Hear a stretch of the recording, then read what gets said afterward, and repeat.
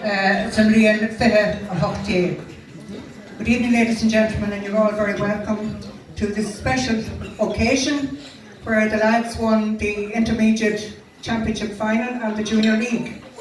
Great success in 2018. Well done, lads.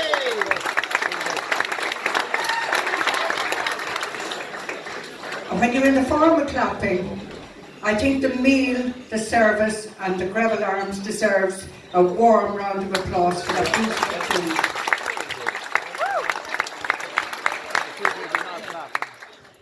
We welcome you all as friends and family and guests. We have special guests here tonight, Martin Fogarty. We had a great chat with him later on. A total hurling man, so I'll tell you, we'll be listening to every word he says. And he's the National Coaching Officer of Cummaloo Class Gael. And then we have the County Board Chairman Billy Foley, which we've come to know very well. Billy is very welcome as well. Now, we'll straight into a few short speeches. We won't keep you too long because the floor is empty there. We're ready to dance. So I'd like to call on the new chairman 2019, Fahim Brennan. We'll be hearing from Jerry later on. Over to you, Fahim.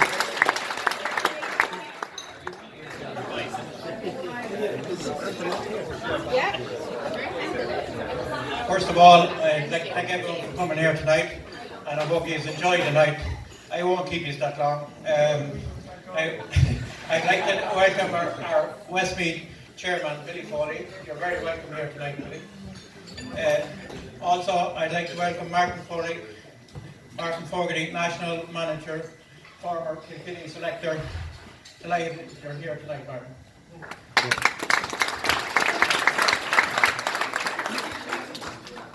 I'd like to congratulate our intermediate team for winning the championship last year, also our junior team for winning the league, which were in hard luck in winning, lucky not to win the junior championship. The team worked very hard last year, put in a huge effort, and if the work is hard this year, they will go a long way in the senior championship. Hey. Our management and selectors put in a huge effort with the lads. Congratulations on their achievements, lads. Our committee for working hard all through the year last year. Our groundsmen for keeping the pitches, lining out the pitches. Our people who made the cups of teas, done everything for the club, lads. A very big thank you.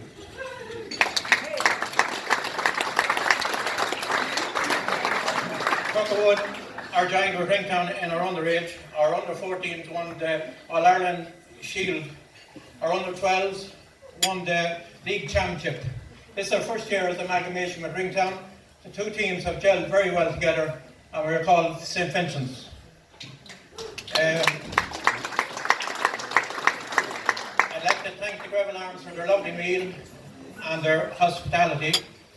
And I also would like to thank Barbara for all the hard work she's done and put into this night tonight. Thank you, Barbara. And I hope you all enjoy the night.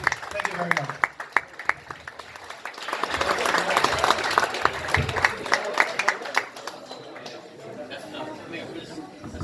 And now I call on Jerry Butler to say a few words, who was the chairman of 2018.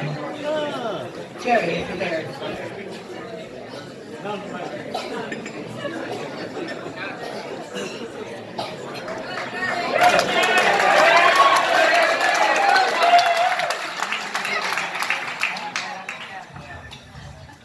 To your right, extreme right.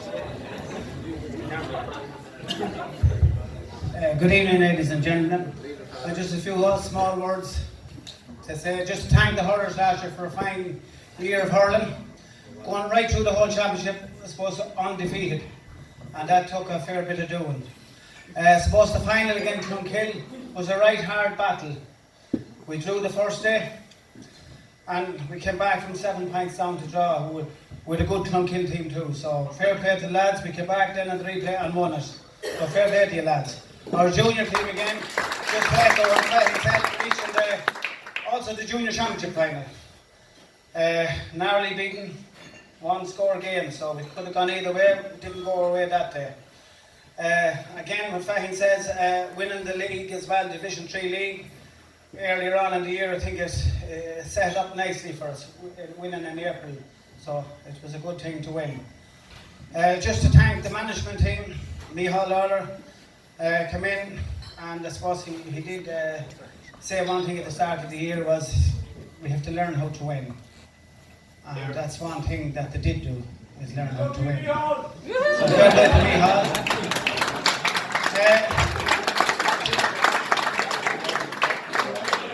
Chris McCarthy was behind the selector, Sean Collins and Paul Murray, and they were very dedicated the whole year through, not missing any training sessions, and that's what it took to win.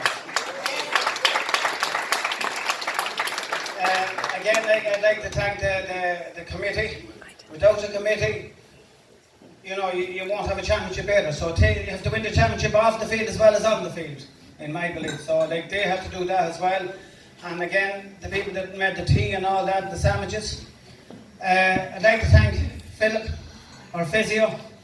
So if you're chopped up after a game of hurling, Philip, your man to patch you up.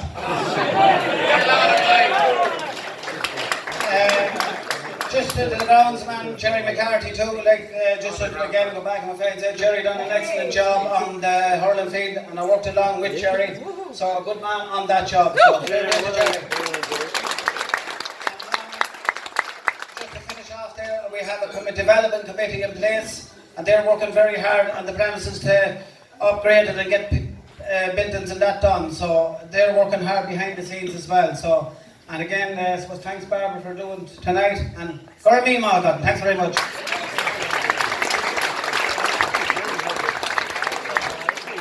Well done, Jerry. Thank you very much. And now we call on the Chairman of the County Board, Billy Foley, please, to say a few words.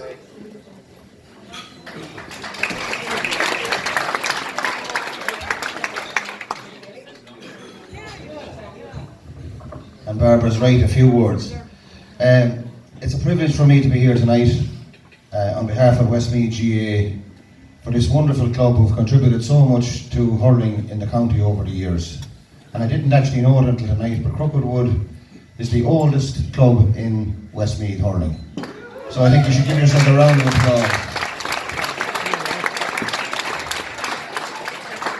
So for over 115 years now, or 110 years, whatever, my maths aren't great, Crookedwood have been contributing to Westmeath hurling.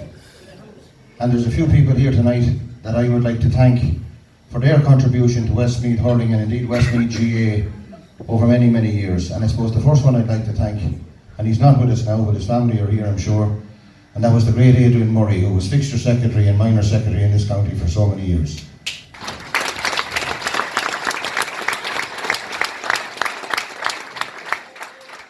There's two people on my left, James and Antoinette Savage, whose contribution to Westmeath GAA is absolutely incredible. Their dedication to our association is second to none, and I think we really should show our appreciation to what they've done for Westmeath GAA.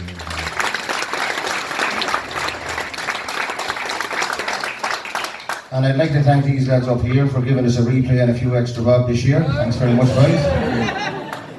We need every penny. And I hope all of you will be down in Cusick Park in Ennis on Sunday supporting Shane and Barry as we hope to get back to Division 1 for the first time since the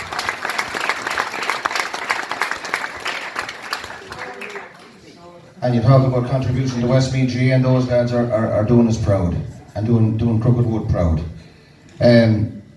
Fahim and Jerry both alluded to the work that's being done by St Vincent's at the underage, and it's absolutely of total importance to Westmeath hurling that this good work continues. Not just for Crookedwood, not just for Ringtown, but for Westmeath GAA. Two proud clubs whose contribution to Westmeath hurling is absolutely pivotal. So, without further ado, and I'd like to thank you all for inviting me, and it's a privilege to be here. Have a wonderful night, and thanks very much.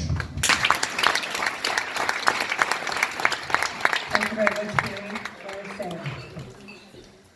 And now, call on our special guest tonight. Not that you're all special guests, but we don't normally have Martin Fogarty with us, so we're going to call on Martin Fogarty now to give us an inspirational speech.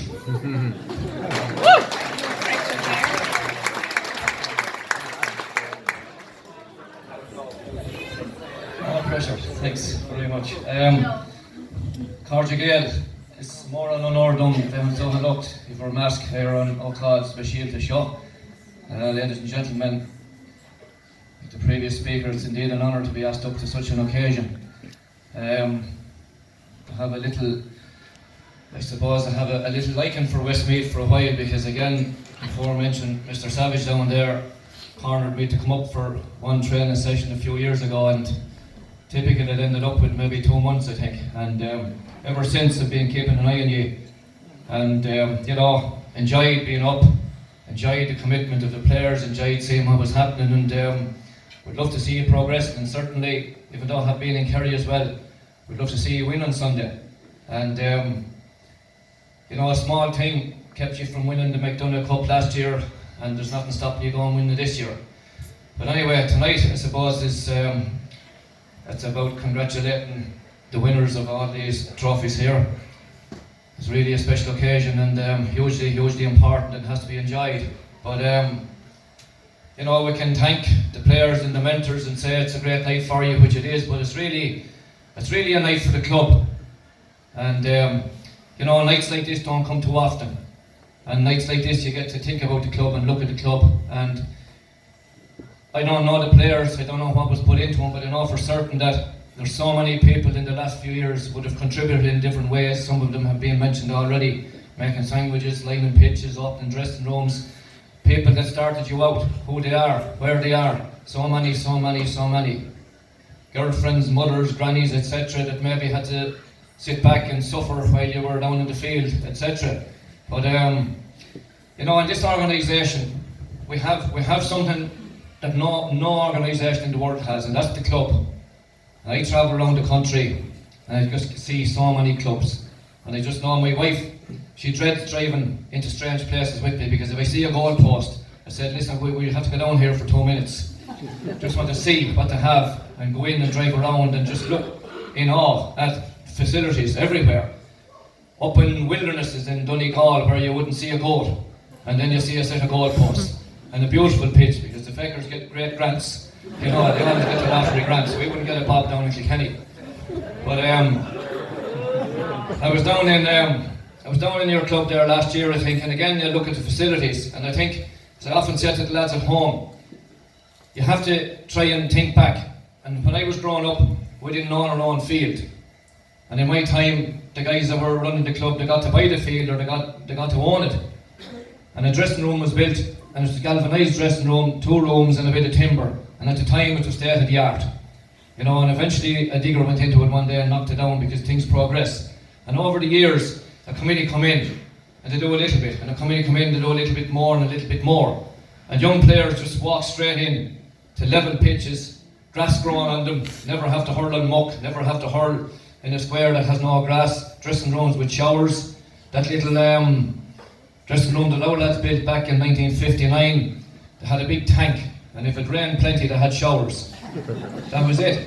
And I know before they put that in, we had a coal mine about 3 miles out from the pitch, and there's a special treat, I believe, back around the early 50s, the late 50s, the lads used to run out to the coal mines for a shower, because they had just installed what they call bats, but they were really showers. So, you know, it's very important that young players in particular realise all the benefits you have and all the things that are put in place in the club over the years by so many people.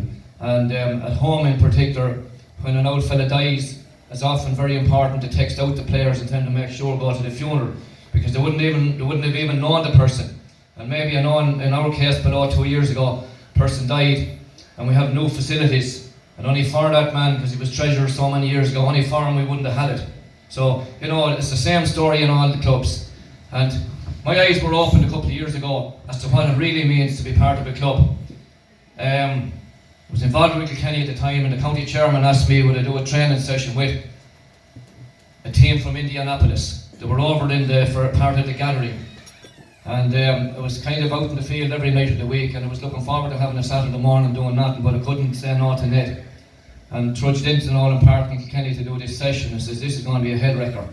Nothing against Americans, but you know, Native Americans coming to hurl, I wasn't looking forward to it. But my mind was blown, because I said, what in the name of God will I do with these lads? First thing, there was about 40 of them there, aged from 50 to 17, mixed. And I said, shall we try a few simple drills? I couldn't get over it. They were flying it. Any drill I threw out to them, no bother. And then we played a match. And some of them had cameras on the helmets, and it says, mother of God, what I'm after walking into. But by the day, get stuck into the game. Not without skill. And that was grand. I was absolutely delighted. But the county board afterwards treated them to dinner down in Langton's, and I was invited down. And that's where I really opened my eyes. Got chatting to a few lads. And I said, you know, they never had anything like it when they were growing up. They wouldn't know their neighbours, they wouldn't know people in the same street, but now they were part of a hurling club. And this guy is chairman, he says, and he'll be chairman this year and next year, and then she's taken over. She's secretary now, he's taken over. It's all planned out. She looks after the draws, the tickets. So they told me what being part of a GA club had meant to their lives was unbelievable, in that they had somewhere to come a couple of times a week, friends that they never had before. The only problem they had was the amount of weddings they had to go to. So I actually envied what they had. Because, you know, I could just see the camaraderie, I could see the spirit, I could see the whole ethos of the GA coming together. And for training, and it reminded me, I was a teacher for years, and I started off, well, I didn't start it off in Dublin, but I spent most of my life in the one school, and I started in that school as a one teacher school. Just myself. I had a brilliant staff there for a few years. Never fell out with anything. But unbelievable, you know. But to play a game in the school, you needed everybody. I had 24 children, so I needed 6th class down to 1st class. And the bigger crew, because the boys and the girls, they went up one side, the smaller crew went down the other side, and I stood in the middle.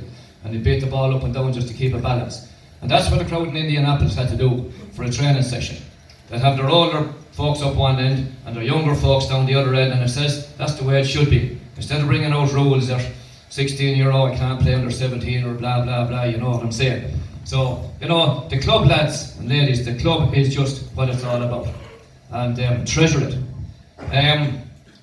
The game of hurling, camogie, you know, again, we're spoiled to be involved in it in any way, to be involved in it, to watch it, to play it, to be a mentor. You know, you know and I know, but we have to keep reminding ourselves there's not a game in the world that comes near it. And, you know, to be involved in it, so many people are so impressed with it. And again, through school, we had a few visitors from other countries from year to year. And I remember a few German lads coming over one day to watch a match. Well, by God, they were blown away. You know, they just could not get over it. And we take it for granted. But this year even, sadly enough, poor old Kilkenny didn't make it to Crow Park. And that's a pretty miserable law. But you know, sitting up there in Hill 16, standing on Hill 16. No, I was above in Dal Corner.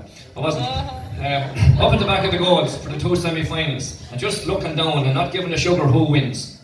It was unbelievable when you watch the skill level. For the final, I nearly had a row with a couple of Galway lads behind me. They were whinging about lads missing scores here and there, and against their wife's better judgment, eventually turned around and asked them how many All-Ireland medals they had. Because, you know, the skill level, they're looking at a guy that's maybe 70 yards out, 3 lads trying to cut the head off him, and they still expect the ball to go over the bar, and it's only a fraction wide. And I challenged them to go down at half time and says, I get you a dozen balls on your own and see how many you put over the bar with nobody marking you. So they shut up anyway for the second half. But, you know, the hurling lads, the camogie, to me there's 3 levels of it.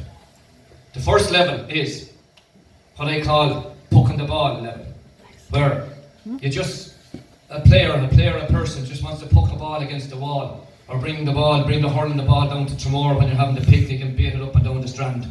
And that's savage, and that's, you know, that is a part of the game that's unbelievable, the thrill of pucking a ball, if you can connect. Now if you miss it, well, you want to go back to basics and keep it on the ground, but that's another day's work.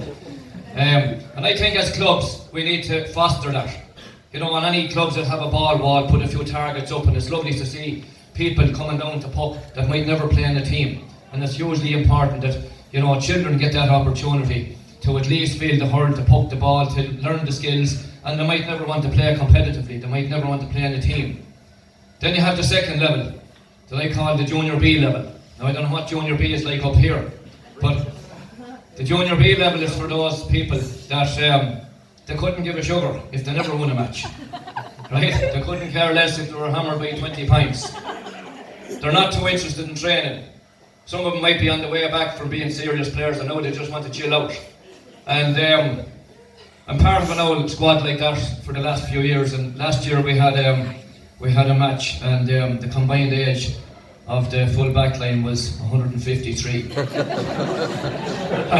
and we got hammered, but it didn't matter the sugar, you know. So, you know, that's a hugely important level of not just hurling but all sport, that, you know, whether you're on the way up or on the way down, or you were never up or you were never down, that you can go play that game and enjoy it and have a bit of crack. And, you know, long may that continue, because too many people that when they feel they're gone beyond their best, they feel they have to stop. And that's a pity, because if you're a cyclist, you don't have to stop when you're not winning Tour de France. You can still bike away. If you're a golfer, the handicap goes whatever way it goes, and you can still play. So it's important that the hurling and the camogie, that we can keep playing as well. And then there's the third level, which is the level where you want to be as good as you can possibly be. You want to, I suppose, realise your potential. And that's the level, lads, that you fellas are at, I hope. You know, you're after winning your intermediate this year. You know, you can drink beer tonight though, and you can think you're great fellas, and you can say, right, that's that box ticked, or you can say, well, this was pretty good. But there is better. You know, you can keep going. You just don't realise where your potential is. You don't realise actually how good you can get until you actually go looking for it. And I would be saying to you guys, without a shadow of a doubt, there should be only one thing in your mind right now, well, tomorrow maybe, and that's to win the senior championship this year. To win it, not compete well in it. To hell with that. Win it. Put it down.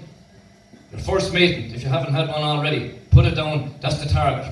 Now you have to go back to the start then, and you have to try and get out of the first round.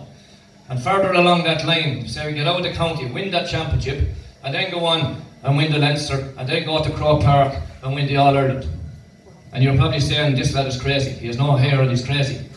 But it's unbelievable what you can achieve if you really put your mind to it. Now, things have to fall into place. You know, any team that wins anything, including yourselves, you had a draw this year, I believe, right? So, you know, things have to fall into place. If one lad was a little bit more stupid that first day, you would have lost by a point. So, according to my sources, a couple of years ago, Clonkill knocked you out by 5 points, senior championship. So if you want a barometer, they won the championship this year. They lost to Ballyboden in extra time, I believe. And Ballyboden were the Dublin champions, and the Dublin champions are still at the moment All-Ireland champions this year and last year. So, you know, the margins are fine. And if you really want something, it's like the lads there when they spot some of the girls there, you know, see, not pointing anywhere in particular, and the focus, and to say what I've got to do. I've got to comb the hair, put on a bit of brill cream, etc., and let's see where it takes us. So it's the same in the hurling. There's no point in looking back at the end of the year and you get knocked out in the county final by a point, and you say, if James Savage has to tell us, well, we're going to get to the county final, and we're going to be 9 points down at half time, and we're going to draw it back to a point. Just if you had to tell us then, I'd actually trained a little bit harder maybe during the year, and we got over that. So you have to presume at this point in time that you can do it. You have to think like winners. And you have to do all the things that are going to make you be as good as you can be. You're going to have to say that if you lose a match, you're going to lose it by 1 point. And that point is going to be got with the last puck of the game. And if you think that way, you do all the little things that make sense. You won't be messing. You cut out stupid fouling. You'll go that extra mile. You'll follow the lad that you think you'll never catch. You'll reach in for a hook that you think you'll never pull off. And all of those things married together lead to what they call hard work. And they generally make you hard to beat. And when you become hard to beat, you generally end up winning. So, I'll finish by just telling you one little example of a team that just wanted to go somewhere and went there. I'd say it's about 6 years ago, maybe 7, maybe 8, not sure, the memory is gone. I got a ring from a pal of mine from Ballycastle, Mickey McShane, and he says, I'm training an old team up in Derry. He says, will you do a session with him for me? And I said, yes, Mickey, I will, no problem if I'm up there sometime. Oh, no, he says, no, we'll come down. Jesus, we'll come down, he said, from Derry down to Kilkenny, which is about 4 hours drive. So he wanted a training session on a Saturday, and he wanted a challenge match on the Sunday. So I says, no problem, Mickey, that's grand. So we organised the session for 2 o'clock on the Saturday. I slipped down to the field at 12:30. I said, I'll open the gates. I'll go back for a book of soup or something and I'll come back down, but I'll open it in case the boys arrive early. I arrived down at 12:30. They were there. The bus was there.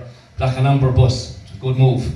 And Chambers, I think, from up the north somewhere. That was important.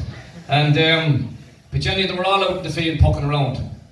And I can distinctly remember a couple of lads injured. One fellow with a plaster cast on his arm and he was doing laps. I said, holy God almighty, where are these boys after coming from? They were from a place I never heard of in my life. I barely heard of Derry, not to mention Slough-Neil. Yep. That's where they were from. And I had a challenge match arranged the next day with our own lads. Now the boys weren't too impressed when I told them we were playing a team from Derry. I told them it was the Derry County team, just to try and half get them interested. Because unfortunately some lads down our way think they're better than they are. And even playing Derry County teams sometimes a bit beneath them, because we did play them a few years before that and beat them by about 20 points. So I couldn't tell them that there was a club in Derry that I never even heard of. But anyway, we did the training session, which was savage. And I mean savage in their interest. There was 4 of them, I was told, kicking football with Derry that night, in Derry. And when the football was over, they got into the cars and drove down for the challenge match the next day. There was 3 or 4 points in the challenge match, which is beside the point. Look where Slough-Neil went. They went to almost winning an All-Ireland football final. They went within a guy's punch, which got them sent off just before half-time. And they played the second half in that final with 14 men and lost by a goal. So that was an indiscretion that they should have copped on. They played Coola in the All-Ireland semi-final 2 years ago. And because they were also into football, I went to the match. Their touch was the worst I ever saw. And I had seen them, I had played them with a couple of teams about 4 times since. And played them, was doing a little bit with Kilcormac-Killoughey, and we played them twice. And there was a point or 2 in each match. And Kilcormac-Killoughey also went to an All-Ireland club final out from nowhere, from never having won a championship. So the Slough-Neil lads then last year, they were playing the Piercing, and I went up to it. And they were beating the Piercing. Right, says, you seen the Piercing play. They were beating them by a goal at half time and were good value for it. And then disaster happened. The Piercing got 2 lads sent off. The ref started to give the Piercing the rub of the green, and the Slough-Neil lads made a most, and I told Mickey, stupid mistake. The 2 extra men, they kept them back. I said to Mickey after, it was the craziest thing you ever did. You're right to shove at least one of them up. And they got beaten. But I know in my head, had the thing gone right, they could have won the All-Ireland. They could have won it in football and in hurling. So the message is, you don't know what's in front of you until you go through that door and have a look. Limerick won the All-Ireland this year after 45 years. Have we Limerick people here? We have. I was absolutely delighted for you, even though you beat us on the way. I had a tear in one eye crying for Kilkenny, and a tear of happiness in the other eye, delighted for Limerick. But anyway, now you have to throw me off. What was I going to say? Oh yeah. Back when Limerick last won their All-Ireland, which was back around 1973, there was a team in Kilkenny that were dominating senior hurling. And I think in the previous 20 years, they had gone to 15 senior finals and won 11 of them. They weren't seen since. That same year, they vanished off the landscape of hurling in Kilkenny. They went back down intermediate, went back down junior. We beat them with anything. Last year, they came back to a senior final and were beaten. But their track was amazing. Bennettsbridge was the team. Had a Kerryman training them. Okay, just to be clear on that. And they came from being brutal for years and years and years at junior level, and they came on and won the Kilkenny Junior Championship. Holy God, if they didn't go on and win the Leinster Junior. And on they went to Croker and won the Junior All-Ireland. And lads said, my God, that's great for those lads. I wasn't too happy, I never liked them anyway, because we were a rocking crowd when we were beating us 40 years ago. But anyway, don't quote me on that. But anyway, the next year they came on. Holy God, they went on and won the Kilkenny Intermediate Championship. They went on and won the Leinster. They went on to Croke Park and they won the All-Ireland. The year after, they were senior. Now lads started looking, Mother of God Almighty, don't tell me these guys are going to come back like Tipperary and start dominating hurling again. And they almost went to the final that year, but they didn't. But they got to it last year. So what I'm saying to you lads, and I'm going to shut up now, is don't be happy that you've won what you've won. Of course be happy, because it's tremendous to win it. But don't stop now. Because that ladder, you don't know how many rungs are on that ladder.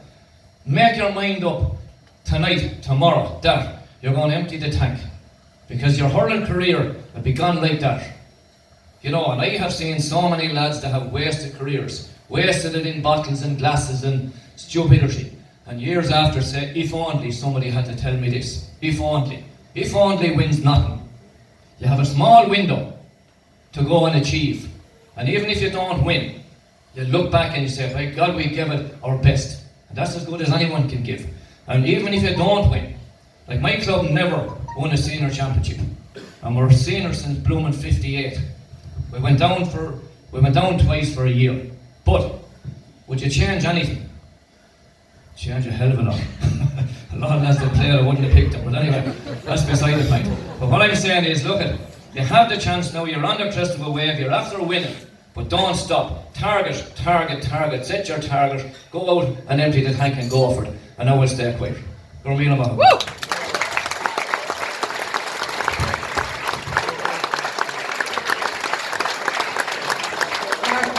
That was absolutely brilliant, and if we live up to half of what you said, we'll be doing well. And when we're talking about the club, we should always remember those people that have gone before us that kept this club going over the years. Some of them are here, some of them are no longer with us. Some of our presidents have passed away since the last time we were here and not here, 2012. So while we remember them, we'll rejoice tonight and enjoy it, and enjoy the lads winning, because it doesn't always, as Martin said, it doesn't always happen. And when it does, it's to be enjoyed. So I'm glad that there are so many of you here tonight, and so many young people that are, you know, capable of coming in behind the club, and we need you all. The club needs a lot more people to work behind the scenes, because nowadays it's that much harder to run a club, because you have so many other distractions. You have, not that there's anything wrong with rugby or soccer or anything else, but there are all those distractions. So we do appreciate your work, lads, and continue, and we look forward to the senior championship the year to come. Thank you very much.